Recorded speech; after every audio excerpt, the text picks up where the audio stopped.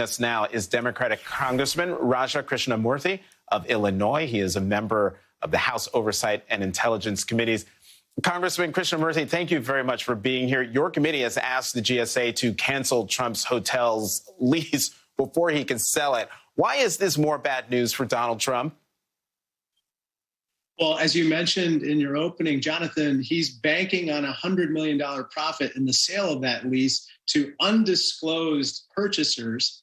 And it turns out that that lease was procured from the federal government on a quicksand of potentially faulty documents, including one document, a statement of financial condition from 2013 that the Mazars accounting firm, which had originally certified it, is no longer standing by that statement. And there are numerous other misrepresentations potentially that look very similar to the ones that are the subject of these civil and the criminal lawsuits that are happening in New York with regard to a raft of other financial statements as well.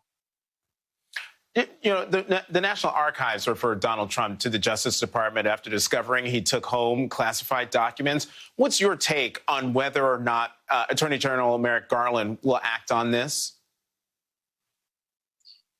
My take is that he's going to look very carefully at what those documents were, what was the intent, if he can glean it from taking those classified documents and other materials. My big concern, and I've kind of been beating the drum on this for 6 years, is that I believe that Donald Trump has a big counterintelligence risk in the sense that he owes a lot of people a lot of money. He's deeply in debt, especially to foreign lenders, including in Russia.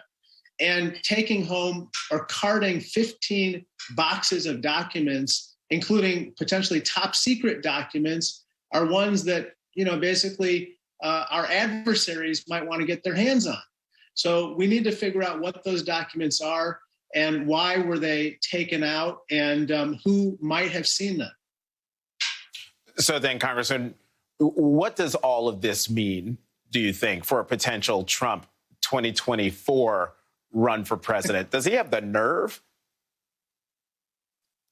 Yes, I think he has the nerve. I don't know whether he's going to pull the trigger, but, you know, suffice it to say that, you know, these financial improprieties have been swirling around him for years, but I think the legal walls are starting to cave in from different sides. We didn't talk about the Letitia James civil lawsuit in New York, right, or the criminal prosecution by the DA in New York.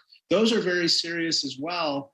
And now that the Mazars accounting firm has retracted its certification of 10 years worth of financial statements, that, you know, causes a cascade of other potential consequences as well. Congressman, we would need a whole other show, a whole other hour to talk about all those other cases. Congressman Raja Krishnamoorthi, thank you very much for joining us tonight. Jonathan, thank you. It's been a